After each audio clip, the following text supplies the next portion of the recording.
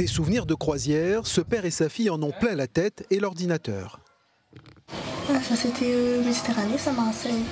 Depuis 2010, presque chaque année, papa et maman aussi voyagent en paquebot, en Méditerranée, mais le plus souvent dans l'océan Indien. Le repos, il y a plus à faire parce que l'avion est plus fatigant, le temps de vol et tout, tandis que là où il est allongé, où il est baissé, c'est le confort.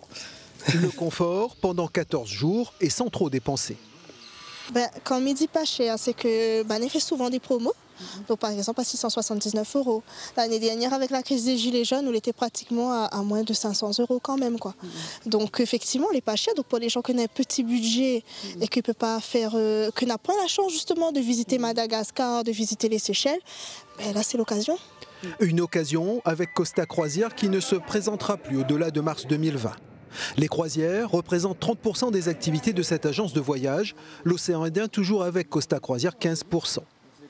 Les bateaux de tous les ans, ils viennent d'octobre à mars à La Réunion, ils créent de l'activité. Du coup, ça va nous faire un vide comme le bateau ne vient plus. C'est une mauvaise nouvelle pour nous.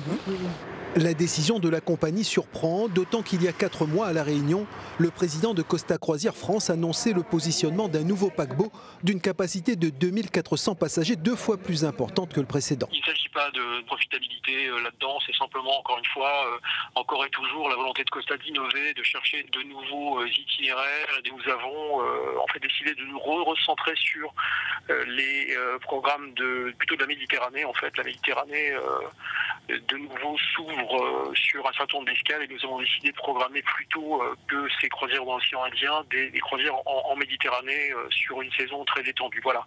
Rien ne dit que Costa ne reprogramme pas dans les saisons à venir une croisière au départ de La Réunion. En attendant, pour les croisières, les Réunionnais devront passer par les airs.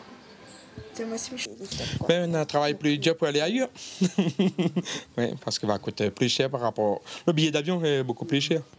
Au-delà des Réunionnais et de l'océan Indien, Costa Croisière transporte un tiers des croisiéristes qui passent par La Réunion. Via sa filiale allemande AIDA, elle continuera un peu de le faire.